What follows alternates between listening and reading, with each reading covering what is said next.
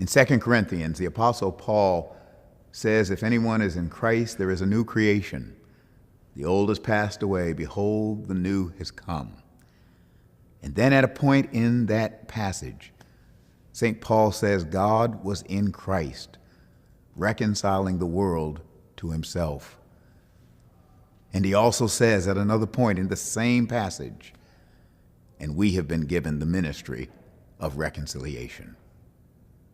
Have you ever gone to the movie or read a story or a novel, and the novel starts with the end, so you know where the story ends, but then the rest of the story or the novel is actually the story behind the story?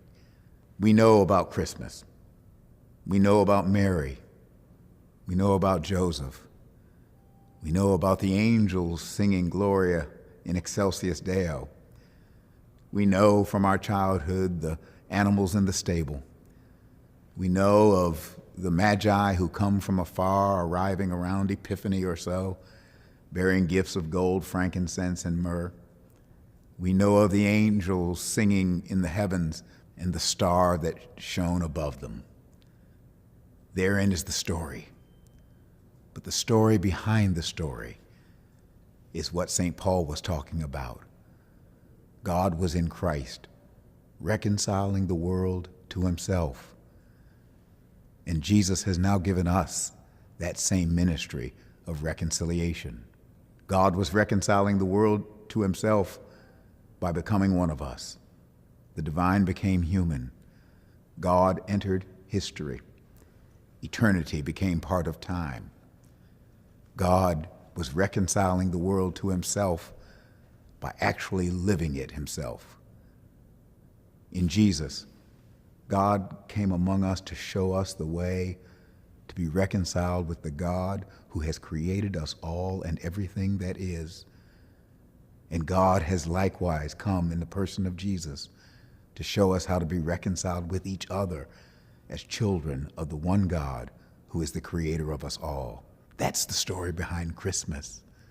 God is showing us the way to become God's children, and as God's children, brothers and sisters of each other.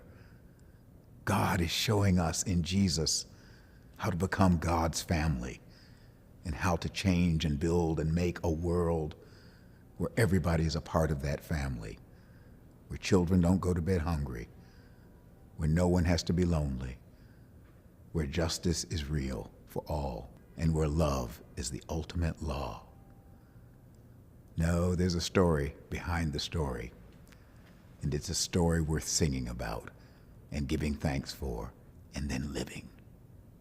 One of my favorite writers, the late Howard Thurman, composed a poem many years ago about Christmas, and he says it probably better than I.